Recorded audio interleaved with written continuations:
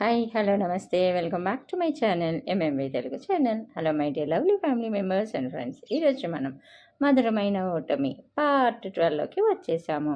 Please నా ఛానల్ని subscribe చేసుకోండి.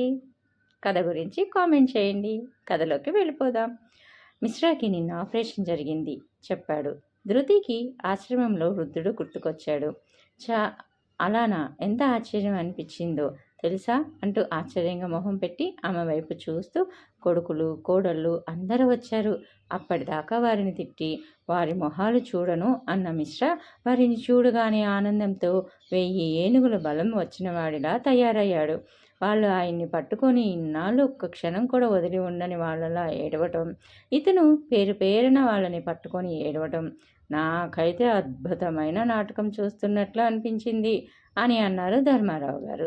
ధృతి ఉత్సుకతతో ఆయన ముఖంలో మారుతున్న భావాలు చదవసాగింది. ఆపరేషన్ జరగగానే మా నాన్నగారిని తీసుకువెళ్ళిపోతాం అని వాళ్ళు అనగానే ఇతను కూడా ఆనందంగా వెళ్ళిపోవడానికి సంసిద్ధమైపోయాడు. వింత చెప్తున్నట్లుగా చెప్పారు ధర్మారావు గారు. ఏ మనిషికైనా తనకి సంబంధించిన అనే విషయాలు చాలా మనోహరంగానే కనిపిస్తాయి. వాటిల్లో ఎన్ని లోపాలున్నా కూడా ఆ పాశం తీపి భగవంతుడు పెట్టకపోతే ఈ కుటుంబ వ్యవస్థ ఎప్పుడో కూలిపోయేది. ఎవరికి వారే యమునా తీరే అన్నట్లు సంచరిస్తే ఏముంటుంది బ్రతికి అర్థం అని అంది ధృతి. అతను నాతో ఎన్నోసార్లు బాబుగారు వాళ్ళు వచ్చి అడిగినా నన్ను మాత్రం పంపకండి, వాళ్ళు పెట్టిన హింసలు నేను మరవలేను, వాళ్ళు రాక్షసులు, నన్ను వాళ్ళతో పంపివేసే బదులు నన్ను చంపేయండి అని చెప్పేవాడు. అటువంటిది వారిని చూడగానే అని అంటూ ఉండగానే అలా అదే ప్రేమ, జీవితం ప్రసాదించే మకరందమే ప్రేమ. వారితో కలిసి ఉన్నప్పుడు వారు విసుక్కుంటున్నా తాత్కాలికంగా వారి మీద అసహ్యం వెగటు కలిగిన ఇక్కడికి వచ్చాక అస్తమానం వారే గుర్తుకొచ్చి తను ఒంటరిని అనే భావనతో నరకం అనుభవించి ఉంటాడు.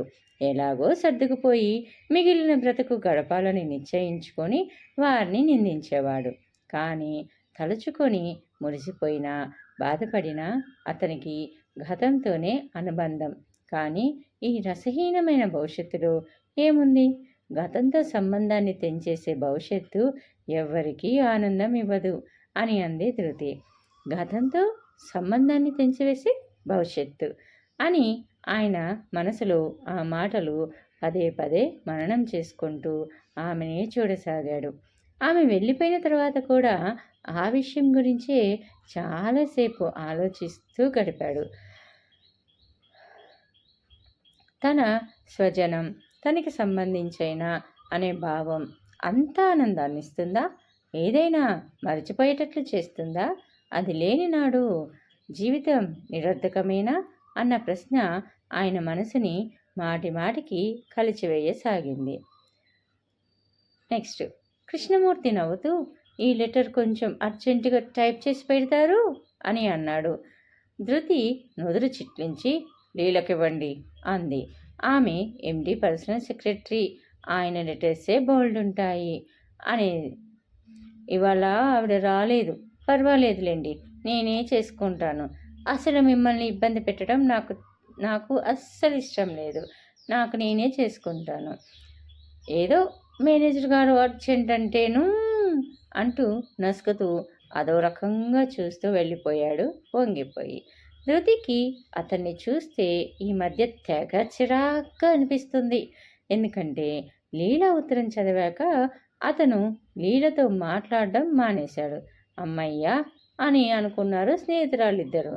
కానీ అతను ధృతి చుట్టూ అవసరం ఉన్నా లేకపోయినా తిరగడం మొదలుపెట్టాడు. కొందరు వ్యక్తులు ఎప్పుడూ తమ వైపు నుంచే ఆలోచిస్తుంటారు. ఇలా చేస్తే మనకెంత లాభం, వీళ్ళ వల్ల మనకేమీ అవసరం అని. అంతేకాని అవతలి వాళ్ళు మన ప్రవర్తనను ఎలా తీసుకుంటున్నారు, ఎలా స్పందిస్తున్నారు అన్నది వాళ్ళకి శుద్ధ అనవసరం. కృష్ణమూర్తి అలాంటి తరహా మనిషి.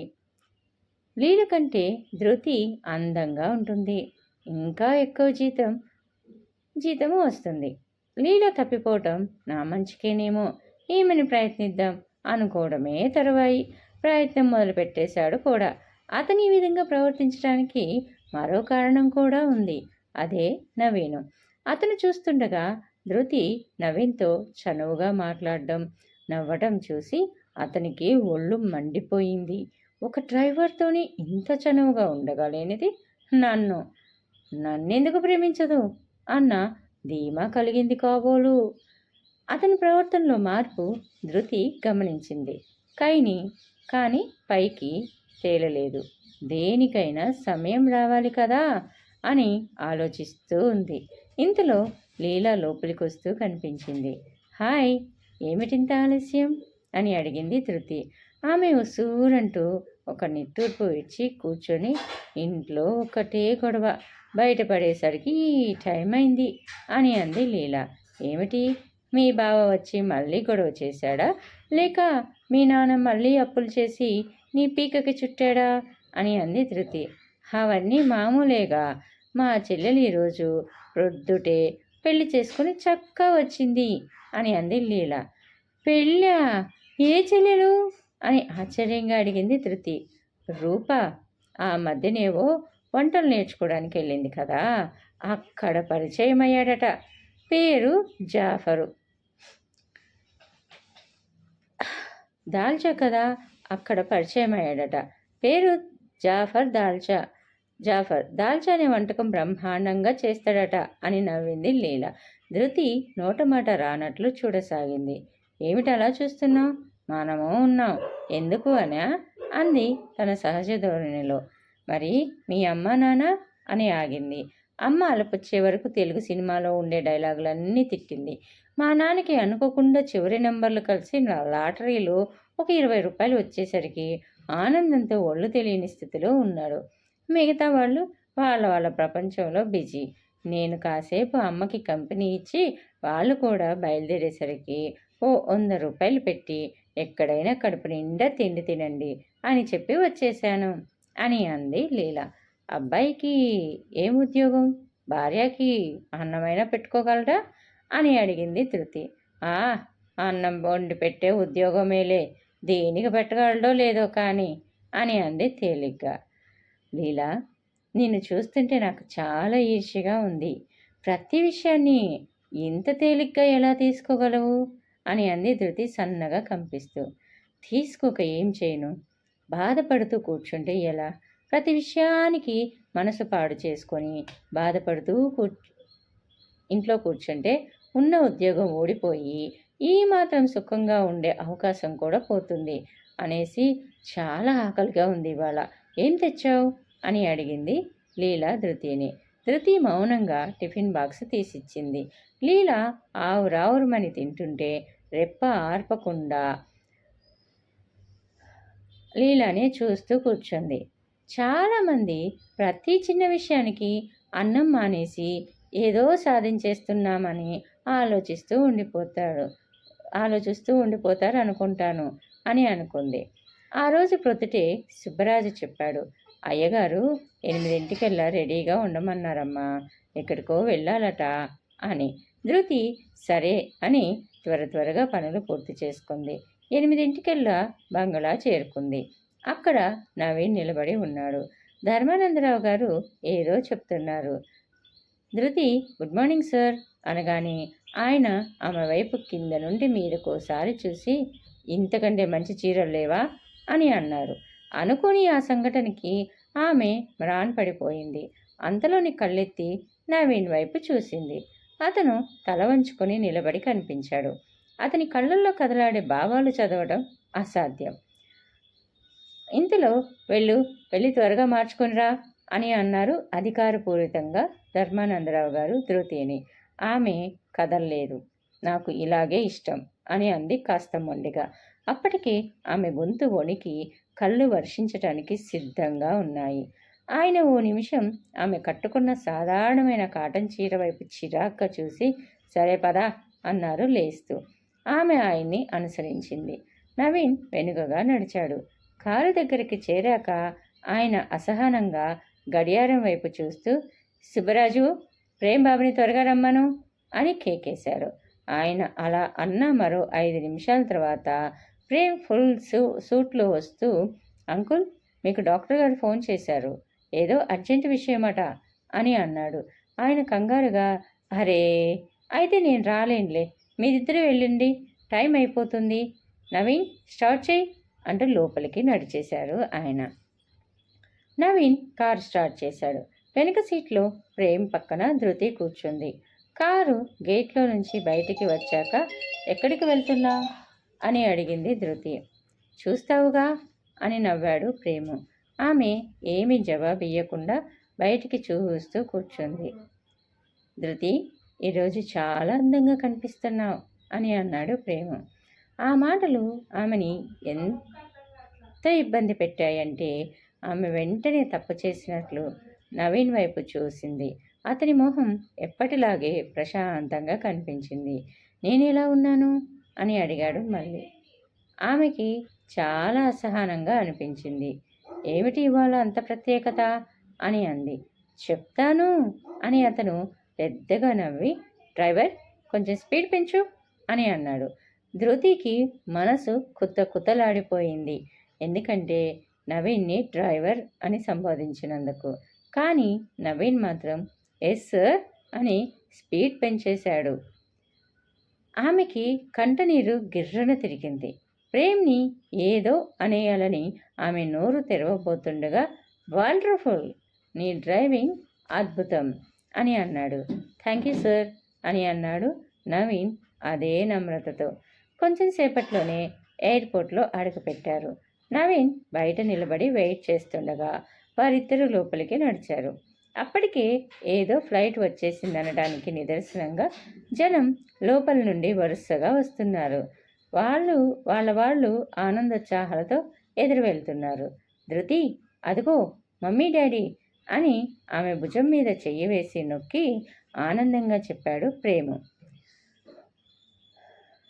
ఆమె అతను చూపించిన వైపు చూసేలోగానే అతను ఆమెని వదిలి రివ్వుమని వాళ్ళ వైపు దూసుకుపోయాడు. ధృతి అక్కడే నిలబడి అడుగు కదపకుండా వాళ్ళనే గమనించసాగింది. చాలా స్టైల్గా విలువైన నగలు ధరించిన ప్రేమ్ తల్లి అతనికి అక్కలా కనిపిస్తుంది.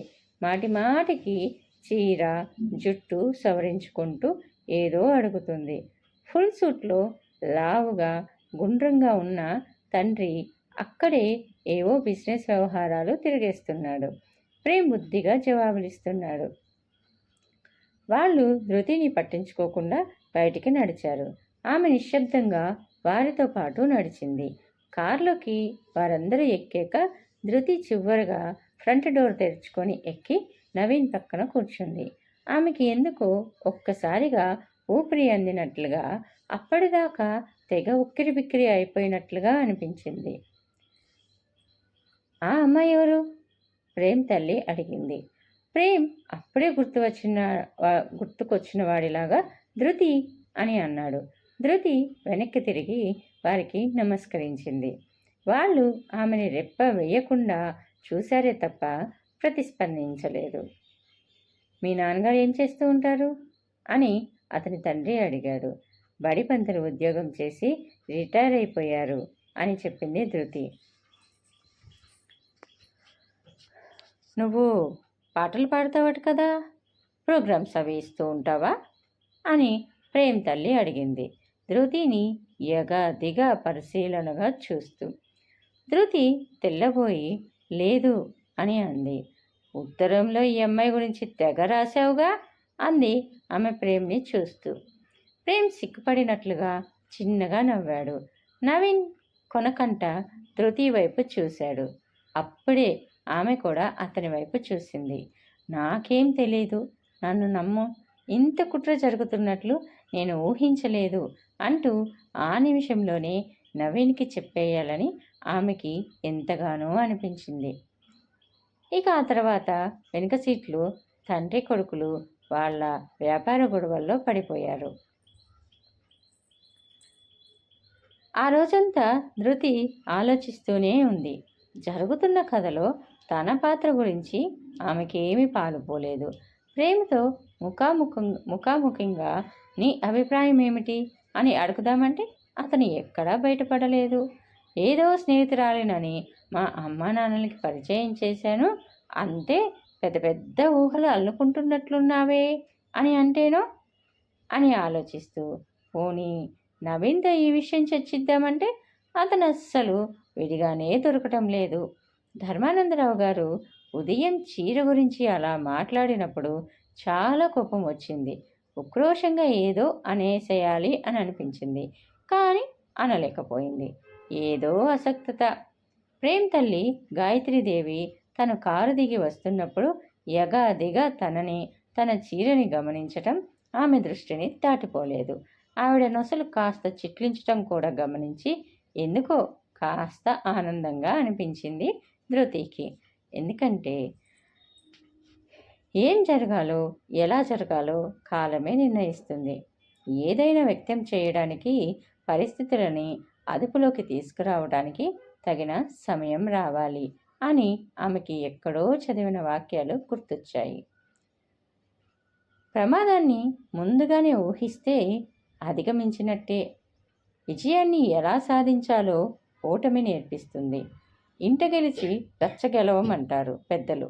కానీ నా ఓటమి ఇంట్లోనే మొదలైంది అని అనుకుంది. నవీన్ చిన్నగా నవ్వి, ప్రయత్నంలో అడుగడుగున ఎదురయ్యేవి అవరోధాలు మాత్రమే. ఓటమి అనేది ఒకేసారి. అది చివరికి నీ శక్తి అంతా హరించుకుపోయాకే వస్తుంది అని అన్నాడు. ధృతి తల విదిల్చి లేచి నిలబడుతూ, అమ్మా నాన్నగారు ఎంత సంతోషంగా ఉన్నారంటే ప్రేమ్ వచ్చి పిలవగానే ఇదేదో అపూర్వ అవకాశం అన్నట్లు, ఇది కోవడం అంటే అంతకంటే అజ్ఞానం ఇంకొకటి ఉండదన్నట్లు మాట్లాడుకుంటున్నారు అని అంది ధృతి. అతనేమి అనకుండా విని ఊరుకున్నాడు. ఆ రోజు ధర్మానందరావు గారి ఇంట్లో పెద్ద పార్టీ ఇస్తున్నారు. గాయత్రీదేవి హడావుడికి అంతే లేదు. ఆమె భర్త మాత్రం ఏమి పట్టించుకోకుండా దొరికినప్పుడల్లా అవకాశం ధర్మానందరావు గారితో వ్యాపార సంబంధమైన విషయాలేవో చర్చిస్తున్నారు. ప్రేమ్ పొద్దుటి నుంచి ఇంట్లో లేడు. ఆ రోజు ఆదివారం. సాయంత్రం ధృతి ఇంటికి వెళ్ళి ఆమె తల్లిదండ్రుల్ని పార్టీకి ఆహ్వానించి ఆమెను కూడా బలవంతం చేసి కారులో తీసుకొచ్చేశాడు. నవీన్ కాస్త తీరుబడిగా కనిపించగానే ధృతి అతని దగ్గరికి వేగంగా వచ్చి, ఓసారి ఇటురా అని పిలిచి అవుట్ హౌస్కి తీసుకెళ్ళి మాట్లాడసాగింది. ఇంతలోనే ప్రేమ్ హఠాత్తుగా వచ్చి వాళ్ళిద్దరినీ అదో రకంగా చూసి, ధృతి, నిన్ను అమ్మ పిలుస్తుంది, ఓసారి వెళ్ళిరా అని ఆజ్ఞాపూరితంగా చెప్పాడు. ఆమె కాస్త అసహనంగా మొహం పెట్టి నిలబడింది. ప్రేమ్ నవీన్ వైపు తిరిగి, అంకుల్ ఎక్కడికో వెళ్ళాలంట, నీకోసం ఎదురు చూస్తున్నారు అని అన్నాడు. నవీన్ వెంటనే అక్కడి నుండి కదిలి వెళ్ళిపోయాడు. ఆ నిమిషంలో ధృతికి ప్రేమ్ చెంప మీద ఈడ్చి కొట్టాలన్నంత కసిగా అనిపించింది. కానీ ప్రేమ్ అవేమీ పట్టించుకోకుండా, కమాన్ నాతో అని అంటూ అతను వచ్చినంత వేగంగానే అక్కడి నుంచి వెళ్ళిపోయాడు. ధృతి అతని వెంట వెళ్ళలేదు. ఉన్న చోట నుంచి కదలకుండా కిటికీల నుంచి బయట జరుగుతున్న తతంగాన్ని చూడసాగింది. పార్టీకి ఆఫీసు స్టాఫ్ను కూడా పిలవడం వలన లీల కూడా వచ్చింది. ఆమె వస్తూనే ప్రేమ్తో సరదాగా కబుర్లు చెప్తూ ఆ పని ఈ పని అందుకొని చేయసాగింది. ధృతి తల్లి తండ్రి కూడా వచ్చారు ఆ రోజు. సుభద్ర ధృతి దగ్గరకు వచ్చి, పట్టుచీర కట్టుకో అంటూ సంచిలో నుంచి తీయబోయింది. వద్దు అంటూ వీలైనంత సౌమ్యంగానే చెప్పాలనుకుంది. కానీ విసుగు మొహం మీద కనబడిపోయింది. దాంతో సుభద్ర మరోసారి చెప్పే ధైర్యం చేయలేకపోయింది. ప్రేమ్ సుభద్రని సీతారామయ్యని తన తల్లిదండ్రులకి పరిచయం చేశాడు. వాళ్ళు వీళ్ళనోసారి కింద నుంచి మీద దాకా పరీక్షగా చూసి నమస్కారం అని చెప్పి తిరిగి మళ్ళీ వాళ్ళ గొడవల్లో వాళ్ళు పడిపోయారు. సీతారామయ్యకి కాస్త మనసు చివుక్కుమన్నట్లయింది. కానీ సుభద్ర మాత్రం పెద్దగా అవేమీ పట్టించుకున్నట్టు కనబడలేదు. ఇద్దరు ఓ మూల టేబుల్ దగ్గర కూర్చొని వచ్చే వాళ్ళ ఆడంబరాన్ని గాయత్రీదేవి దర్జాని కళ్ళు విప్పార్చుకొని చూడసాగారు. నమస్తే అని వినిపించి పక్కకి తిరిగి చూశారు. నా పేరు ధర్మానందరావు గారు అని అతన్ని పరిచయం చేసుకోగానే ఆ పేరు వినగానే ఇద్దరూ లేచి అప్రయత్నంగా చేతులు జోడించి నిలబడ్డారు. కూర్చోండి అంటూ ఆయన ఓ కుర్చీ జరుపుకొని వాళ్ళ ప్రక్కనే కూర్చున్నారు. ధృతి మీ కూతురవటం మీ అదృష్టం అని ఆయన నోటి నుండి ఆ మాటలు రాగానే అందాక చిన్నపోయిన సీతారామయ్య మొహం చేటంత అయింది. కూతురు ఉన్నవైపు అపరూపంగా చూశాడు ఆమెని. ధృతి ఆవిడ మిస్సెస్ చౌదరి, ఈవిడ డాక్టర్ కామాక్షి కరుణాకరన్, ఈవిడ అంటూ గబగబా ఒక్కొక్కరిని ఆమెకి పరిచయం చేయాలన్న ఆలోచన కన్నా తన స్నేహితులంతా ఎంత గొప్ప గొప్ప వాళ్ళో చెప్పాలనే ఆరాటమే ఎక్కువగా కనిపిస్తుంది గాయత్రి దేవిలో. అవతల వారి కూడా ధృతి వైపు ఎక్కువ ఆసక్తిగా చూడకుండా తలలు ఊపి ఊరుకున్నారు. అందుకు బహుశా ఆమె ఆహార్యమే కారణమేమో. ఇంతలో ఈ ఏడు ప్రేమ్కి పెళ్లి చేస్తారనుకుంటాను అంటూ ఎవరో ఆడపిల్ల తల్లి కామోసు ఆరాగా అడుగుతుంది. అవును, చేసేద్దామనే అనుకుంటున్నాను. మంచి సంబంధాలు ఉంటే చూడమని అన్నయ్యకి ఉత్తరం కూడా రాశాను అని గాయత్రీదేవి జవాబిచ్చింది. ధర్మానందరావు గారిని అన్నయ్య అని సంబోధిస్తూ ఉంటుంది. మంచి సంబంధం అంటే బాగా కట్నం ఇచ్చే సంబంధమనా అని ఇంకో ఆవిడ పరాచకంగా అడిగింది. కట్నమా? మాకేం తక్కువని ఇంకొకరిని యాచించడం? మా ప్రేమ ఇష్టపడటం మాకు ముఖ్యం అని ఆ చెప్పడంలో కూడా ఎంతో గర్వం. ఇంతలో ఇంతకీ మీ ప్రేమ ఇష్టపడ్డ అదృష్టవంతురాలు ఎవరైనా ఉన్నారా, లేకపోతే మా వంతు ప్రయత్నం చేయమంటారా అని ఇందాకటి ఆడపిల్ల తల్లి ఆశగా అడిగింది. సరిగ్గా అప్పుడే ప్రేమ్ అటుగా వచ్చాడు. అది చూసిన ఆమె, ప్రేమ్ ఇలారా అని పిలిచింది గాయత్రీదేవి. వాట్ మమ్మీ అని అంటూ వచ్చాడు. అతను వెళ్ళగానే వీళ్ళందరూ నీ పెళ్లి గురించే అడుగుతున్నారు. సంబంధాలు చూడమంటావా, లేక నీకు నచ్చిన అమ్మాయి ఎవరైనా ఉన్నారా అంటూ క్రీగంట చూసింది. ప్రేమ్ చిన్నగా నవ్వి తల తిప్పి పక్కకి చూశాడు. ధృతి తల వంచుకొని నిలబడ్డది కాస్త అప్పుడే తల ఎత్తి దూరంగా ఆరి వెలుగుతున్న రంగురంగుల బల్బులను చూడసాగింది. నాకు నచ్చిన అమ్మాయి ఒకరున్నారు అంటూ ఆగి ఓసారి అందరినీ చూసి నెమ్మదిగా ధృతి వైపు 2 అడుగులు వేసి ధృతి అంటూ చెయ్యి చాపాడు. అప్పుడే ధృతి కూడా ముందుకు వచ్చింది. ఎంత వేగంగా అంటే అమాంతం ప్రేమిని పక్కకి నెట్టేస్తూ ఎక్కుపెట్టి విడిచిన బాణంలా తిన్నగా పరుగులు తీసింది. ప్రేమ్ ఆశ్చర్యంగా ఆమె వెళుతున్న వైపే చూస్తూ ఉండిపోయాడు. ఆమె తిన్నగా గేటు దగ్గరికి వెళ్ళి ఆగింది. నవీన్ క్రింద కూర్చున్నట్లుగా ఉన్నవాడు నెమ్మదిగా లేస్తున్నాడు. అతని నుదుటికైన గాయం నుండి రక్తం స్రవిస్తుంది. అరే నవీన్, రక్తం అంటూ మరొక్క సెకండ్ కూడా ఆలోచించకుండా సర్రన కొంగు చింపి అతని గాయానికి కట్టుకట్టసాగింది.